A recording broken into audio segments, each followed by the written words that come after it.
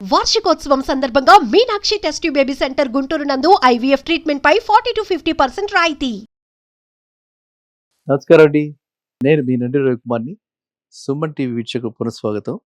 ఇది ప్రతి వాళ్ళని బాధ పెడుతున్నటువంటి ప్రశ్న. కోర్స్ అదే పబ్లిక్ స్పీకర్గా నన్ను వీళ్ళు అడగటం జరిగింది. H1B ఇక కఠినంగా పరీక్ష, ఇంకా చాలా కఠినం. రాబోయే రోజుల్లో H1B రావటం చాలా కష్టం. రూల్స్ ఏమిటి అని చెప్పి వీళ్ళు అడగటం జరుగుతుంది. ఏమండి, చాలా ఇది ఏంటంటే H1B ఇప్పుడు ట్రంప్ వచ్చిన తర్వాత, గతంలో కూడా చెప్పుకోవడం జరిగింది, ట్రంప్ వచ్చిన తర్వాత H1B రావటం చాలా కష్టమైపోయింది. ఆయన ఎక్సెప్షనల్లీ మెరిటోరియస్, వీళ్ళు లేకపోతే మీకు గడవదు, వీళ్ళు మన దగ్గర లేరు, అమెరికాలో అలాంటి వాళ్ళు అంత నైపుణ్యత కలిగిన వాళ్ళు లేరు అని అనుకున్న వాళ్ళకి మాత్రమే H1B ఇవ్వాలని చాలా టైటన్ చేయడం జరిగిపోయింది. చాలా స్ట్రిక్ట్గా అబ్జర్వ్ చేయడం జరిగిపోయింది. ఒక పక్కన లే ఆఫ్లు, ఏ ఎఫెక్టు, ఏ వల్ల లే ఆఫ్లు ఇచ్చేసి నెంబర్ ఆఫ్ ఎంప్లాయీస్ని కంపెనీలు తగ్గించేస్తుంటే, ఇంకో పక్కన ఇలా H1B అంటే మనకి రెండు వైపుల నుంచి కూడా ఈ విధంగా శాండ్విచ్ సిచ్యువేషన్ వచ్చేసింది. మనకి రెండు వైపుల నుంచి కూడా వీళ్ళు, ఈయన ట్రంప్ మనకి బాగా, ఇక అలా ఇలాంటి పదాలు లేవు, మనకి అన్ని ఆంక్షలు పెట్టడం జరుగుతుంది. సో ఈ ఆంక్షల మధ్య మానసిక ఆందోళనకి గురవుతూ ఇవాళ ఎవరైతే సాఫ్ట్వేర్ ప్రొఫెషనల్స్ డ్రీమ్ చేస్తున్నారో అమెరికాకి వెళ్ళాలని, అమెరికాలోనే చదువుకోవాలి, అమెరికాలోనే ఉద్యోగం చేయాలి, అదేదో వేరే ప్రపంచంలాగా, అదేదో వేరే దీనిలాగా వీళ్ళు ఊహించేసుకుని ఒక స్వర్గానికి నిచ్చెనలాగా భావిస్తూ పెడుతున్నారు అనుకుంటున్నారు. వాళ్ళందరికీ ఇది తెలుసుకోవాల్సిన విషయం ఏంటంటే, అనిశ్చల పరిస్థితులు చాలా ఎక్కువగా ఉన్నాయి.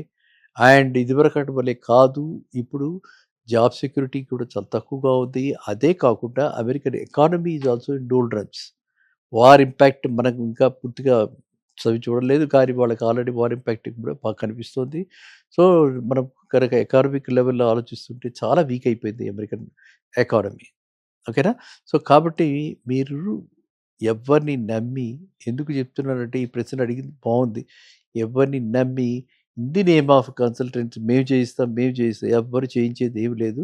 డాక్యుమెంటేషన్ చాలా పర్ఫెక్ట్గా ఉండాలి, ఏ మాత్రం ల్యాప్సెస్ ఉండకూడదు, పర్ఫెక్ట్ డాక్యుమెంటేషన్ ఉండాలి. బీజీ చెక్లో ఎక్కడ కూడా ఎటువంటి దానిలో కూడా నెగటివ్ ఇది ఉండకూడదు. ఇక్కడ చేసిన కంపెనీస్లో అక్కడ మనకి రాబోయే ప్రాస్పెక్టివ్ ఎంప్లాయర్ ఫైల్ చేసేటటువంటి దానిలో కూడా చాలా పర్ఫెక్ట్గా ఎఫిడవిట్లో ఉంటే, అండ్ మనకి స్పెషలైజేషన్ ఉంటే, మనం కరెక్ట్గా దాన్ని అంటే ఎక్కడ వెరిఫై చేసినా దొరకకుండా ఉండేలాగా దాన్ని ఉంటే అప్పుడు మాత్రమే మీకు H1B వస్తుంది, లేకపోతే H1B రాదు.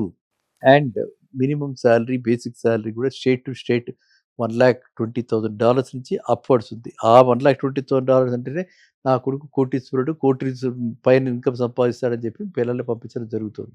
కానీ అది అందరూ కూడా గుర్తుంచుకోవాల్సింది ఏంటంటే, మోసానికి గురి కాకూడదు.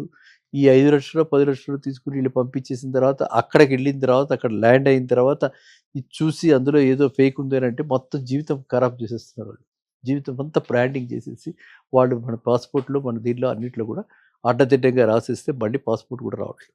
ఏంటంటే ఇంపోర్ట్ చేసేస్తున్నారు అలాగా. కాబట్టి మీరు చాలా జాగ్రత్తగా ఉండండి. H1B ఇప్పుడున్న టైటన్ చేసినటువంటి నామ్స్లో చాలా జాగ్రత్తగా, రిలయబుల్గా, మీకు ఖచ్చితంగా మనకు జెన్యూన్నెస్ ఉంటేనే అక్కడ మీరు వెళ్ళటం మంచిది.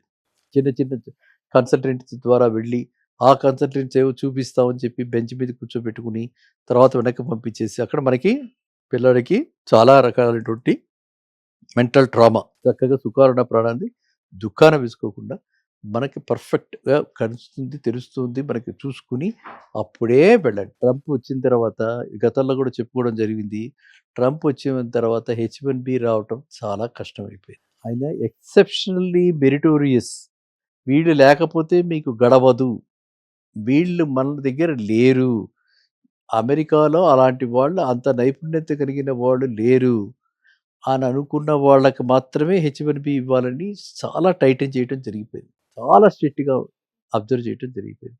ఒక పక్కన లే ఆఫ్లు, ఏ ఎఫెక్టు, ఏ వల్ల లే ఆఫ్లు ఇచ్చేసి నెంబర్ ఆఫ్ ఎంప్లాయీస్ని కంపెనీలు తగ్గించేస్తుంటే, ఇంకో పక్కన ఇలా H1B అంటే మనకి రెండు వైపుల నుంచి కూడా ఈ విధంగా శాండ్విచ్ సిచ్యువేషన్ వచ్చేసింది. మనకి 2 వైపుల నుంచి కూడా వీళ్ళు ఈయన ట్రంప్ మనకి బాగా ఇక అలా ఇలాంటి పదాలు లేవు. మనకి అన్ని ఆంక్షలు పెట్టడం జరుగుతుంది. సో, ఈ ఆంక్షల మధ్య మానసిక ఆందోళనకి గురవుతూ ఇవాళ ఎవరైతే సాఫ్ట్‌వేర్ ప్రొఫెషనల్స్ డ్రీమ్ చేస్తున్నారో అమెరికాకి వెళ్ళాలని, అమెరికాలోనే చదువుకోవాలి, అమెరికాలోనే ఉద్యోగం చేయాలి. అదేదో వేరే ప్రపంచంలాగా, అదేదో వేరే దీనిలాగా వీళ్ళు ఊహించేసుకుని ఒక స్వర్గానికి నిచ్చెనలాగా భావిస్తూ వెళ్తున్నారు, అనుకుంటున్నారో వాళ్ళందరికీ ఇది తెలుసుకోవాల్సిన విషయం ఏంటంటే, అనిశ్చల పరిస్థితులు చాలా ఎక్కువగా ఉన్నాయి. అండ్ ఇదివరకటి వలె కాదు. ఇప్పుడు జాబ్ సెక్యూరిటీ కూడా చాలా తక్కువగా ఉంది. అదే కాకుండా American economy is also in doldrums. War impact మనకు ఇంకా పూర్తిగా చవి చూడలేదు. కానీ వాళ్ళకి ఆల్రెడీ వార్ ఇంపాక్ట్ కూడా బాగా కనిపిస్తుంది. సో, మనం కనుక ఎకానమిక్ లెవెల్‌లో ఆలోచిస్తుంటే చాలా వీక్ అయిపోయింది అమెరికన్ ఎకానమీ. ఓకేనా? సో, కాబట్టి మీరు ఎవ్వరిని నమ్మి ఎందుకు చెప్తున్నానంటే ఈ ప్రశ్న అడిగింది బావుంది. ఎవరిని నమ్మి in the name of consultancy మేము చేయిస్తాం, మేము చేయిస్తాం. ఎవ్వరు చేయించేది ఏమి లేదు. డాక్యుమెంటేషన్ చాలా పర్ఫెక్ట్‌గా ఉండాలి. ఏ మాత్రం ల్యాప్సెస్ ఉండకూడదు.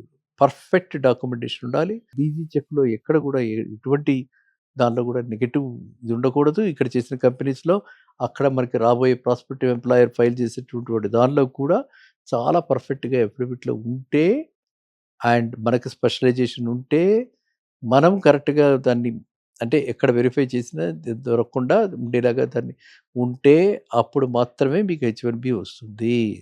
లేకపోతే హెచ్-1బీ రాదు.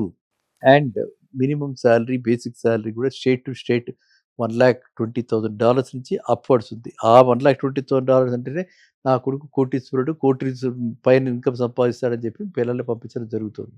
కానీ అది అందరూ కూడా గుర్తుంచుకోవాల్సింది ఏంటంటే మోసానికి గురి కాకూడదు.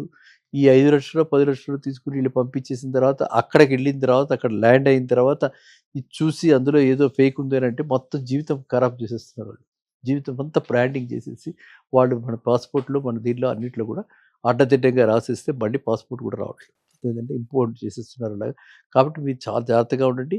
హెచ్-1బీ ఇప్పుడున్న టైటన్ చేసినటువంటి నార్మ్స్‌లో చాలా జాగ్రత్తగా, రిలయబుల్‌గా మీకు ఖచ్చితంగా మనకు జెన్యూన్‌నెస్ ఉంటేనే అక్కడ మీరు వెళ్ళటం మంచిది.